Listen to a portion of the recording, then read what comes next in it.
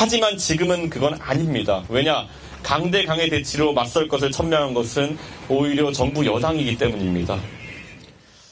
국민의힘에서 국회 보이콧 얘기가 나오는 가운데 과거 국민의힘 대표를 지낸 개혁신당 이준석 의원이 오늘 한 얘기입니다. 국민의힘이 약자로서의 소수당 배려를 주장하려면 더 약자인 보통 사람들의 목소리에 귀 기울여 먼저 최상병 특검을 받으라는 거죠. 또 여당이 국회의 관례를 주장하려면 과거 대통령들이 자신 관련 특검을 거부하지 않았던 관례부터 지켜라. 집권 여당의 국회 보이콧은 상상하기 어렵다. 여당이 국회를 방치할 순 없지 않느냐는 쓴소리도 나옵니다. 이번 총선에서 참패한 여당을 과거 선거들에서 선전으로 이끈 이들의 목소리인데 국민의힘의 지금 분위기는 어떨까요? 손하늘 기자의 보도를 보시죠.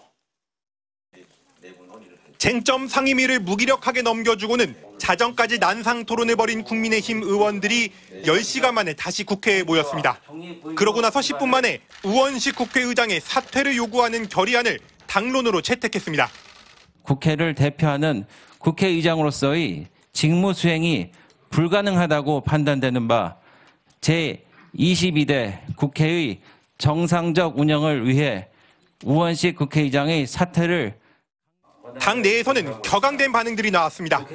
의원직 사퇴 등 배수진을 치자, 한 달간 로텐더홀에서 농성을 하자, 대규모 장외 집회를 열자, 심지어 우 의장을 국회의장으로 호칭하지 말자는 강경 발언들이 쏟아졌습니다.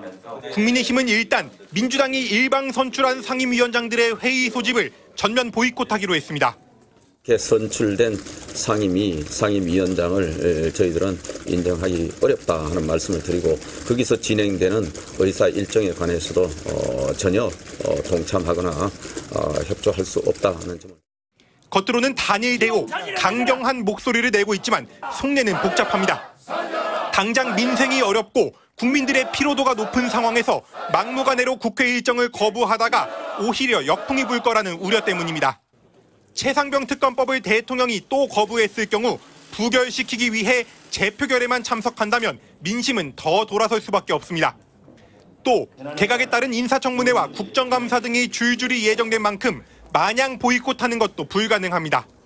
당 관계자는 4년 전 민주당이 상임위를 독식했을 때는 야당 신세였지만 지금은 소수일지언정 집권 여당이라며 대통령이 있고 권력을 쥔 여당이 왜 보이콧을 하느냐는 국민의 인식을 피하기 어려워 고민이라고 전했습니다. 국민의힘은 각 상임위를 거부하는 대신 자체 정책특위 15개를 만들어 대정부 협의를 열고 민생 현장을 점검한다는 방침입니다. 하지만 자체 특위만 가동해서는 민생 법안 처리가 불가능하다는 점에서 이 같은 대안이 얼마나 유지될지는 의문입니다. MBC 뉴스 손하늘입니다. 좀 있으면은 내성천의 아픔이 1년째가 되게 됩니다. 그런데 아직까지 이 사안에 대해 가지고 정치권에서는 한 발짝도 나가지 못한 모습을 보여주고 있습니다. 그런데 왜 하필 최상병 특검에 대해서만 이렇게 거부권이라는 정말 황당한 수단을 통해 가지고 절차 진행을 막는 것인지 다시 한번 묻고 싶습니다. 그렇기 때문에 국민의힘이 지금 이야기하는 소수 정당에게 법사위를 배분하는 과거의 관례를 적용하라는 말이 공허한 메아리처럼 들리는 것이 아닌가 이런 생각을 합니다.